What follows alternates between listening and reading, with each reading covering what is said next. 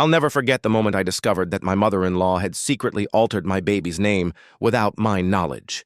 Yes, you heard that correctly. She went behind my back, falsified official documents, and changed my child's identity without my permission. When I found out, I was absolutely furious. The nerve of this woman still astounds me. What I'm about to share will likely leave you just as outraged. Let me paint the picture. My husband and I had just welcomed our first child, a precious daughter we named Lily. The name wasn't chosen randomly. It held deep significance. My late grandmother, who passed away the previous year, was called Lily, and naming our daughter after her felt like the perfect tribute to her memory. However, my husband's mother despised the name. From the moment we shared our choice, she had nothing but complaints, calling it outdated and urging us to pick something trendier. At first, I dismissed her comments as typical mother-in-law meddling, but I had no idea she'd take matters into her own hands. The early weeks after Lily's birth were magical. I was settling into motherhood, and despite my mother-in-law's constant critiques about everything from how I fed the baby to her outfits, I tried to keep the peace.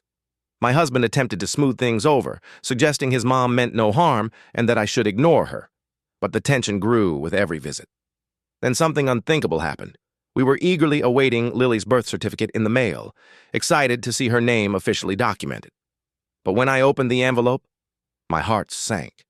The name on the certificate wasn't Lily.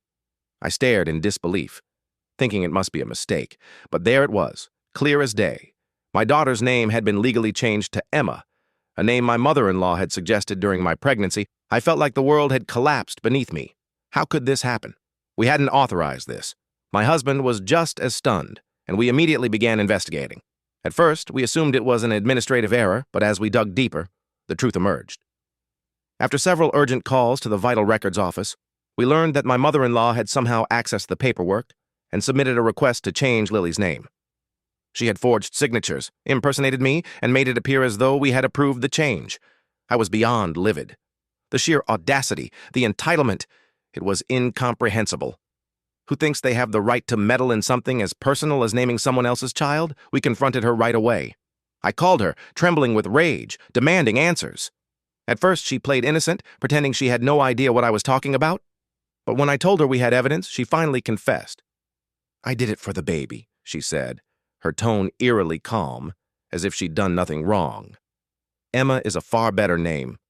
Lily is too old-fashioned. I was only thinking of her future." I was dumbfounded. My husband was furious too, but even he couldn't stop her from defending her actions. She genuinely tried to convince us that she knew better than we did what our daughter should be called. I'd had enough. I told her she had no right, absolutely none, to make decisions about our child without our consent. I made it clear that her actions were unforgivable and that we were cutting her out of our lives until further notice. You'd expect an apology, right? A moment of realization where she'd beg for forgiveness? Not at all. Instead, she turned herself into the victim. She started telling family members that I was being unreasonable, that I was cruelly keeping her granddaughter from her over something as trivial as a name. She even claimed I was blowing things out of proportion. Initially, I worried about what the rest of the family would think, but I reached a point where I no longer cared. I had to protect my daughter from this toxic behavior. I had to stand up for myself and for my child's identity. So I cut her off, completely. Our first step was to hire a lawyer to undo the legal chaos my mother-in-law had created. Thankfully, we were able to restore Lily's name, but it was a grueling process. It took weeks of paperwork, court filings, and phone calls, all because of her selfish actions. During this time, some family members, shockingly, took her side.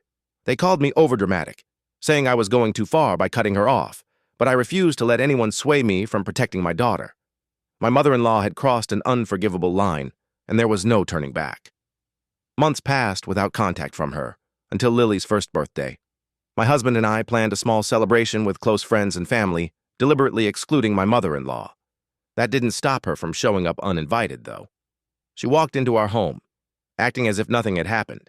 She brought a lavish gift for Lily and tried to play the part of the loving grandmother. But I wasn't having it. I pulled her.